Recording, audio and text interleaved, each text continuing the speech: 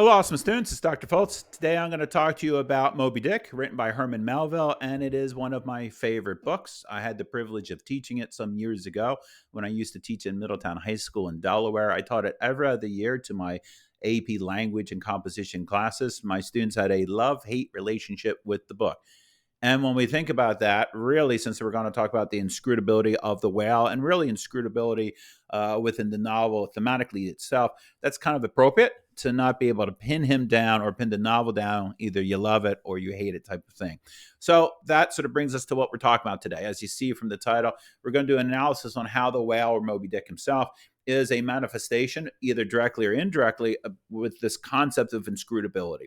So today, what specifically, though, are we going to talk about broadly? We're going to talk about inscrutability, but specifically, first, I'm going to tell you what book I'm using, and then we're going to define what inscrutable means. But then there's going to be three topics that we're going to investigate. One's going to be the symbolic nature of the whale. The other is going to be those metaphysical themes. And then last but not least, we're going to look at how the whale either is indirectly or directly related to Ahab's lack of understanding, or his lack of control, his inability to understand, his inability to control sort of the forces of nature here. And all of those, of course, relate to how Moby Dick, in one way or another, is a manifestation of inscrutable, of the themes of inscrutability. So first of all, the book that we're going to be using here, it's available for free. I have the link inside the description of this particular video. It's from Project Gutenberg. It's an ebook. It's a PDF. Now, the one weakness of the book is there's no page numbers available. So as a result, my citations are going to be using chapter numbers, which means no APA citations on this particular slideshow, or this video rather. By the way, if you don't know how to do APA citations, I have a video for that. I'll make sure to put the link within the description too. Secondly, now let's take a look at what the word inscrutable means.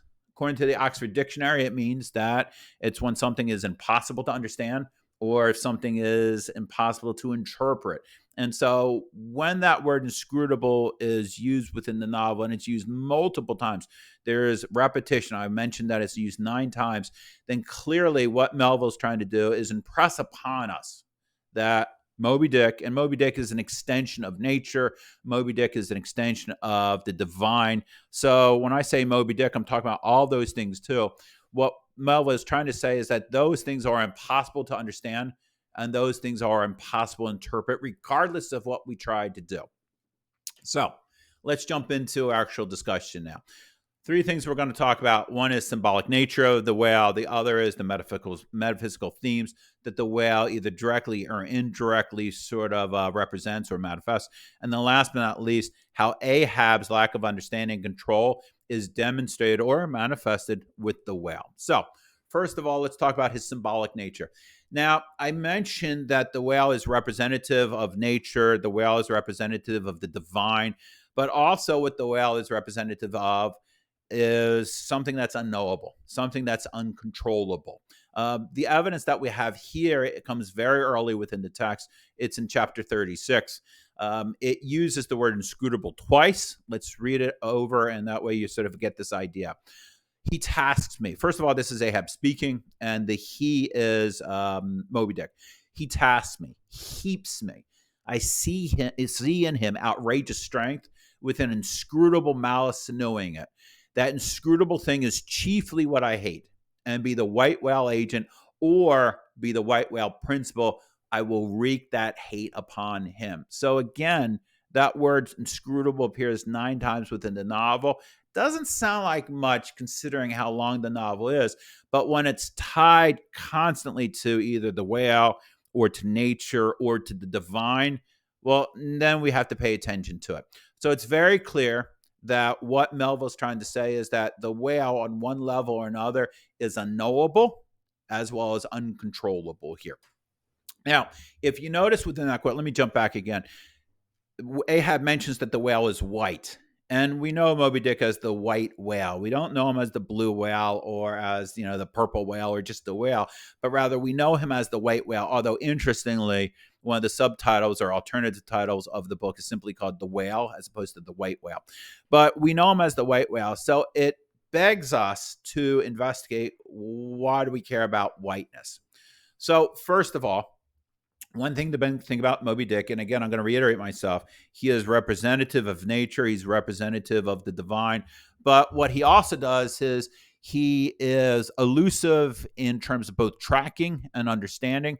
But when you compare him to other whales, he transcends them. And what I mean is by that is that these other whales have been captured, these other whales have been slaughtered, but not Moby Dick. And on top of that, when these other whales run, or not run, swim, of course, when they're being hunted, Moby Dick does not. Moby Dick returns. And so that's one thing to keep in mind as we discuss this concept of the whiteness. So, first of all, traditionally, when we think about the word whiteness and we think about that concept there, a lot of times we think about goodness. A lot of times we think about purity, something to that effect. It is not the case with Moby Dick. Instead, the way Melville is using the color white, or he's using this, he's looking at this as the absence of other colors. And when we sort of open up our literary dictionary, if you will, when we think about colors, colors many times are emblematic of feelings, of personalities, of thoughts, and things on that nature. So, for example, if someone's turning red, you know that they're angry. If someone's turning blue, they might be, depressed, something to that effect. But if something is just white, there are no colors, it becomes unreadable, or let's use the word unknowable or unscrutable, if you will. So he's a mystery. Now, when we think about the color white also, we tether it a lot of times with ghosts or something with the supernatural, something ghastly also, really. So if you really want to juxtapose, we think about white in terms of purity and white and goodness, but also we can flip it and we think about the color white as something that is ghastly, something that is grim, something that is dead. And so there's this wonderful duality that's taking place. And so really what we're seeing with that color whiteness, not only is it sort of both, it could be considered good or bad, but more so it's considered unknowable, where there is nothing to define it. But also when we think about this white, it's again, it's impressing upon us that not just Moby Dick himself is unknowable, but rather nature, the natural world, is also unknowable. So let's take a look at a quote here. And this quote comes from Ishmael. Ishmael's discussing Moby Dick. One of the cool things about the book that some people might not understand is there are specific chapters that are devoted to different parts of the whale. And one of the reasons why there are these different chapters devoted to different parts of the whale, it's Ishmael trying to understand Moby Dick. So he's trying to understand it on a metaphysical level first, right? He's trying to understand it on that sort of feeling level in terms of the intellectual level, and it's not working. So he says, all right, what if I break it down part by part? What if I look at its teeth? What if I look at its fins? What if I look at its organs? If I'm able to understand those individually and how they function, maybe I can understand it on a metaphysical level also. Now, of course, Ishmael fails. One thing that really bothers Ishmael, or one thing that bothers a strong word, one thing that Ishmael notes is its whiteness. And we see this in chapter 42, where he says that it was the whiteness of the whale that above all things appalled me. Now, let's not misunderstand what that word appalled means. Sometimes when we think about the word appalled, we think the idea that like you're horrified, something like you're sickened by something. It's something that's negative, but that's not the case. When we think about the word appalled, when you're appalled by something, you could be astonished by it, or you could find it fearful. So when he says the whiteness appalls him, it doesn't necessarily mean he's disgusted by it, but rather there's a curiosity to it. There's a misunderstanding to it. There is a level, there's certainly a strong emotional reaction to it, that of fear, but also of an astonishment. And so again, it adds to this concept that Moby Dick and the natural world and the divine are enigmatic, are unpredictable, are unknowable. Let's jump to another quote here. This is probably the most famous quote within the book. Probably the second most famous one is really related to Ahab's speech with the plume and the coin and so on and so forth. But here it is on 133. They're seeing Moby Dick. This is during the last couple chapters, the 3 days, when they get into this wonderful conflict with the whale and they lose horribly. But he yells out, "There she blows. There she blows, a hump like a snow hill. It is Moby Dick." And so we see the stressing again that it's white. What do we care? Well, what this whiteness in this particular moment is, you see the whale breaching outwards, and like I said, it's a hump like a snow hill. And so it generates within the viewer both the characters and you, the reader, because remember, you've been waiting 133 chapters for this moment. And this is a lengthy novel. And so because you're waiting such a long time, it is a majestic moment in the piece of literature. It is an awe-inspiring moment because finally the presence of Moby Dick appears on the page, and he's going to be felt in a way that arguably very few or no other characters in literary history are felt in such a short amount of time there.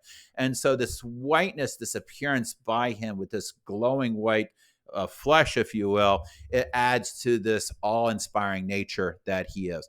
Now, I use the word sublime here because it also inspires that feeling too. I'm going to save that word and we're going to return to it later on when we talk about metaphysical themes.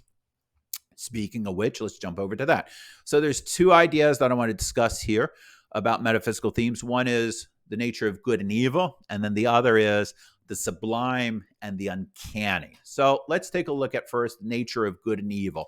When we think about the nature of good and evil, and we think about Moby Dick, one thing that you want to think about here, don't think about there's a conflict. Don't think about Moby Dick as an either or. Moby Dick is both. There's an interplay of good and evil within him in the same way that the whiteness is this interplay of no colors, right?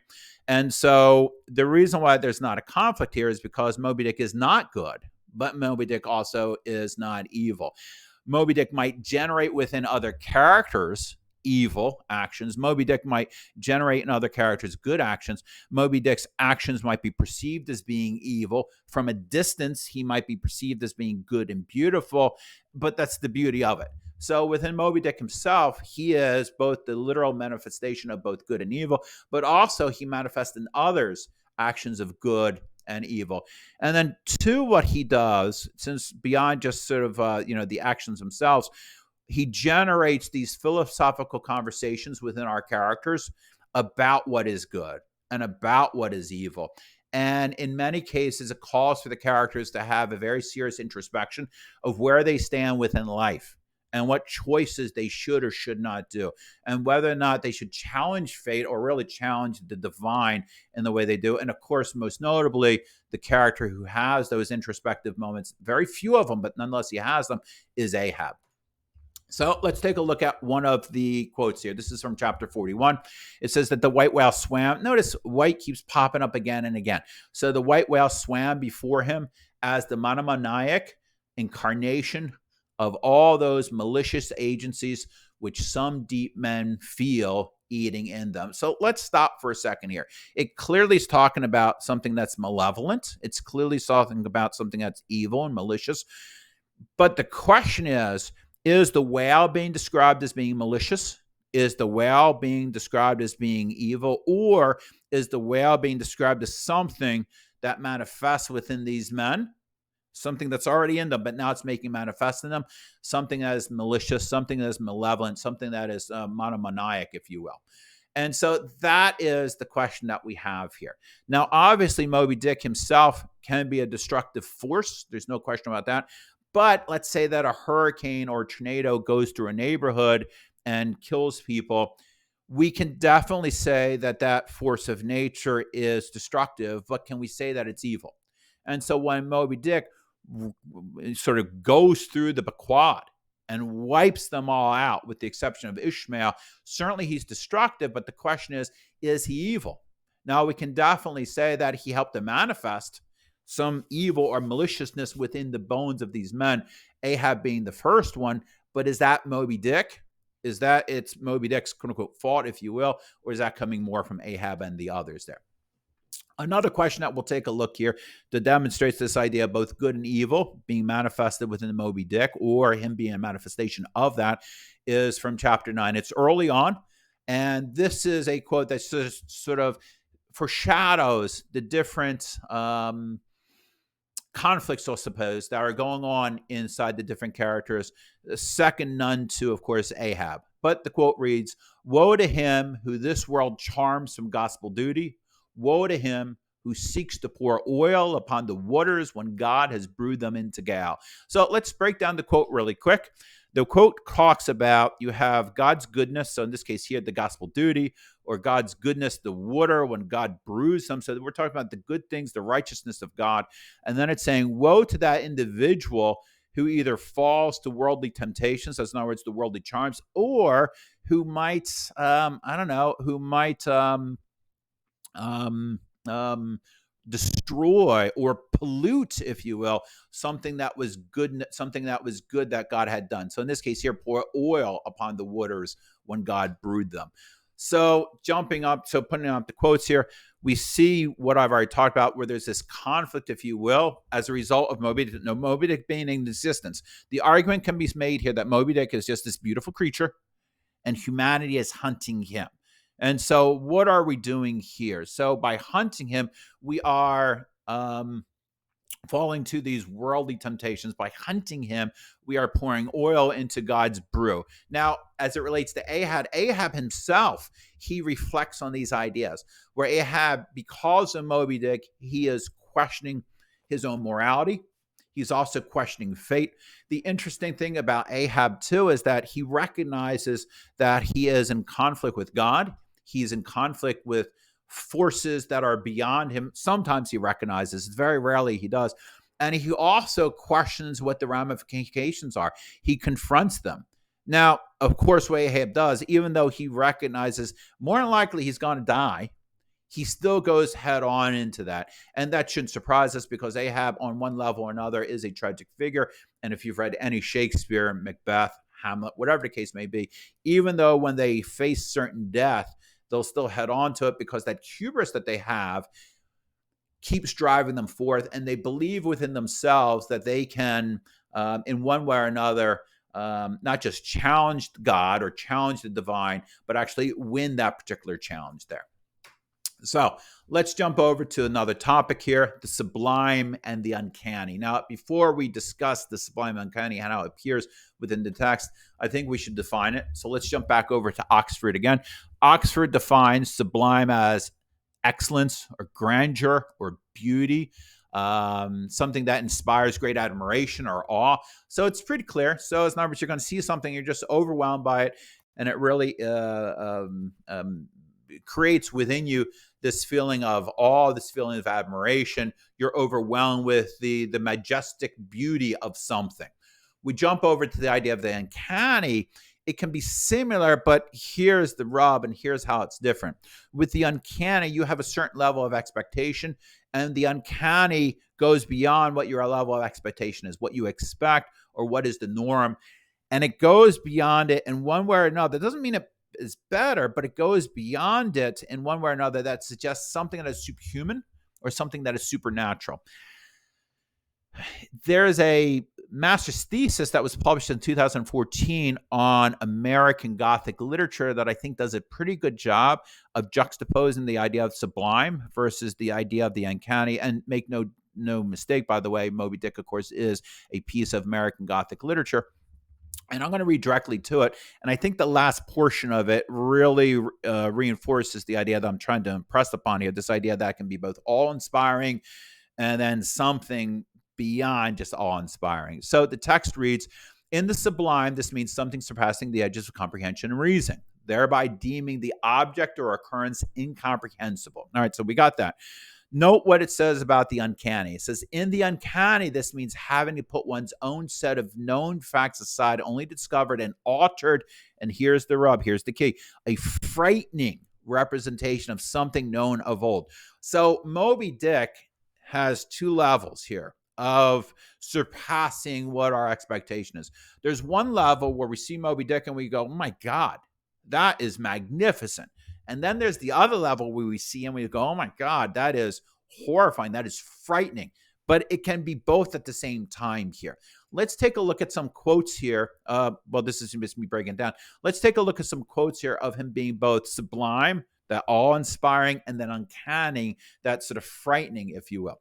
So on chapter 133, we have this wonderful quote. And again, this is during this sort of 3-day hunt here, where it says, but soon the forepart of him, we're talking about Moby Dick, slowly rose from the water, and for an instant, his whole marbleized body formed a high arch, like Virginia's natural bridge, and warningly waving his bannered flukes in the air, the grand god revealed himself, sounded, and went out of sight. Now, there's a couple things going on here, but I think that word God, remember, it ties it back to say that Moby Dick is a symbol of the divine, a symbol of nature, if you will, a symbol of the supernatural. But let's break down this particular text here. First of all, when he comes up, he emerged from the depths. And when he emerges, man, it is magnificent. I mean, let's read this second part of the sentence here, where it says, "For an instant, his whole marbleized form formed a high arch." Marbleized, almost like sculpted, from the Greeks. All right, so it's just amazing. Now he's compared to Virginia's Natural Bridge. I looked this up. The Virginia's Natural Bridge, which is sort of a natural sort of landform, is 215 feet in size. And clearly the purpose here is to give us a scale of his size. Now, the last part here is important, where it talks about how he's waving bannered flukes in the air. By the way, he's warningly, so he's letting humanity know to stay away. And of course, does Ahab listen? No, of course he does not, but we'll talk more about that later on. So the flukes that we're talking about, this is his tail, is what it is. So that tail is going up and it's waving like banners. And when we think about banners, right, and flags and things on that nature, what we should think about are armies. We should think about kings arriving. We should think about some level of royalty. And so it adds again to the idea of grandeur, of majesty, of power, of awe-inspiring. This is a sublime here. This is where you look at Moby Dick and you go, wow, look at that thing. Let's take a look at the uncanny. So it says, "And thus the serene tranquilities of the tropical sea, among waves whose hand clappings were suspended by exceeding rapture, Moby Dick moved on, still withholding from the sight the full terrors of his submerged trunk, entirely hiding the wretched hideousness of his jaw." So first of all, this happens in the same chapter. So you see how wonderfully he's described here. And then we jump over and we look at the last part here where it says the full terrors of his submerged trunk. We see that he's hiding the hideousness of his jaw. So we see that. But that's not what makes him uncanny. I mean, certainly we see that and it's terrifying. What makes him uncanny is this is taking place right after the men have tried to kill Moby Dick. They've thrown their harpoons. They've launched their smaller boats off of the Pequod. They're after him. And Moby Dick runs through them like nothingness. And there is chaos and there is violence and the men are panicked and they're doing everything they can to kill Moby Dick, to get the white whale. And look at Moby Dick. Through the serene tranquilities of the tropical sea, among waves whose hand clappings were suspended by exceeding rapture, Moby Dick moved on. So he is moving unfazed with all this chaos going around here. And that's what's frightening. It's not how awful he looks. Don't get me wrong. That definitely adds to the level of frightening here. What is frightening about Moby Dick is that, first of all, we jump over here and we see this beauty, this awe-inspiring God that finally reveals himself and warns you to stay away. And then when you go after him, you've thrown your best at him. This whale continues moving on. I almost feel like we shouldn't call him a whale. This God, a God of the sea, continues to move on unfazed by anything. And that is what's frightening. That is what's uncanny about him. And that is where we look at him as this inscrutable thing that cannot be defined. And he can't be defined, but in the same breath, he's defined as many things at the same time, both as this beautiful, majestic God, and then as this hideous, wretched, submerged trunk of a devil, I suppose. So let's move on here to our final topic that we're going to take a look at, and that's about Ahab and how Ahab's actions are projected onto the whale. And those actions, of course, reveal his inadequacy in terms of understanding just what he is, what the whale is, what the nature is, and where we stand versus nature. So let's take a look here. So again, I said that Ahab's pursuit of Moby Dick shows his failure to understand the forces of nature. And similar to what happened with the previous quote where I said the men, Ahab included, throw everything they have at the whale. And the whale just unfazed keeps moving. Ahab, too, this is a demonstration how Ahab is ultimately powerless. It's not just about the fact that the whale is like, wow, it's uncanny and frightening. It shows how inadequate and how powerless Ahab is here.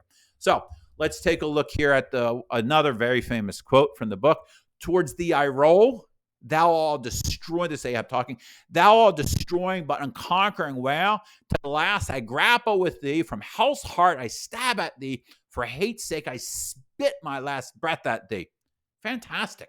So Ahab here is saying, I'm going to get you. I'm going to throw everything I got you, and I'm going to get you. Whether he believes or not, I don't know, but he's willing to keep trying as if he's got a chance. And this underscores two things. One, his inability to understand just what's going to happen. He is doomed, as are all the men, obviously save Ishmael. But also, of course, it underscores Ahab's hubris.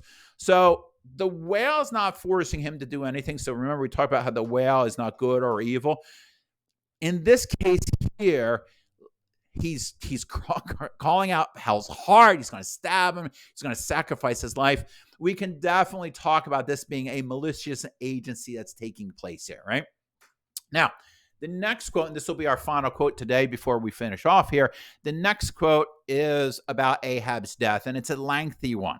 But in the same breath, remember, we've stuck with Ahab and everyone in the quad for 135 chapters. Look how little space is devoted to Ahab and his death. It goes on to say, the harpoon was darted. The stricken whale flew forward. With igniting velocity, the line ran through the grooves, ran foul. Ahab stooped to clear it. He did clear it, but the flying turn caught him around the neck, and voicelessly as Turkish mutes bowstring their victim, he was shot out of the boat ere the crew knew he was gone. Next instant, the heavy eye spliced in the rope's final end flew out of the stark empty stub, knocked down an oarsman, and smiting the sea, disappeared in its depths. So that's it. That's Ahab. He's gone. All right. So Ahab trying to kill the whale. He gets caught around the neck because the harpoons are being thrown.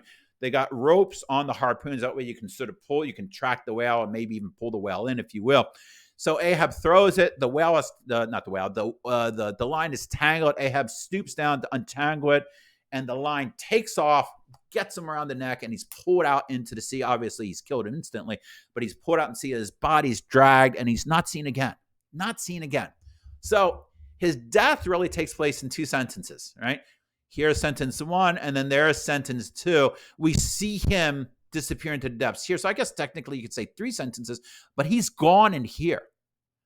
You could almost describe his death as being an accident. And what I mean by this, it's not some sort of great moment where he's standing up the way Hollywood would do today. Like if Hollywood wrote this today, they would have Ahab stand up on his boat with his harpoon stabbing, and the whale would eat him. But the whale doesn't need to eat him. Just like the whale is unfazed by the chaos and violence before, the whale is completely unfazed by Ahab. In fact, the whale doesn't even know Ahab is dead. The whale doesn't even know who Ahab is. It's clearly a one-sided conversation that's taking place here, right? And what this does, this reinforces Ahab's own insignificance, and simply because Ahab's death is an afterthought. So again, we come back to this idea of the inscrutability, where Ahab doesn't know and he doesn't understand his whole place in everything. He doesn't get it. He doesn't understand that he is nothing in the world, in nature as a whole. He doesn't understand that the whale doesn't acknowledge who he is. It is indifferent towards him. He doesn't understand that no matter what he does, he won't be able to put his will onto the whale. So unlike so many movie versions, again, I want to go back to the movie concept here, where when they reshoot the movie, what happens is Ahab, he gets sort of crucified on here. That would be a terrible ending because it would make it look like Ahab mattered when he doesn't. And that's what he doesn't understand here. So this inscrutability, this lack of understanding, this complete comprehension of where you are in the world.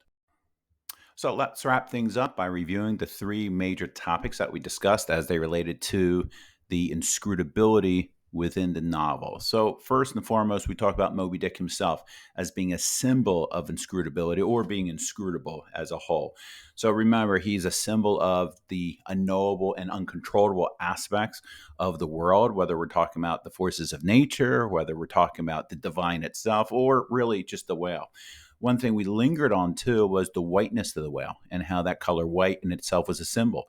Because it's an absence of color, we could not read the emotions of the whale. We could not read his intentions. We couldn't read anything about him.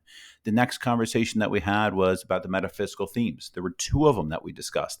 One was about the nature of good and evil and about how the whale demonstrated either a duality within itself, where it was neither good nor evil, but also how it promoted or helped to manifest within people, the different characters, Ahab especially, moments of goodness, but also moments of evil. We discussed too the concept of sublime versus the uncanny, of how both Moby Dick was awe inspiring, but also he was astonishing on a fearful level. And then the last thing we discussed was particularly about Ahab and about how Ahab, through the whale, demonstrated again and again how he didn't understand or he didn't know his whole place in the world, how he thought himself to be much more than what he was, when in actuality he was insignificant in the whole scheme of things. So, as always, my awesome students, I thank you for being with me right now. And as always, I encourage you to like and subscribe. Have a wonderful day. Bye now.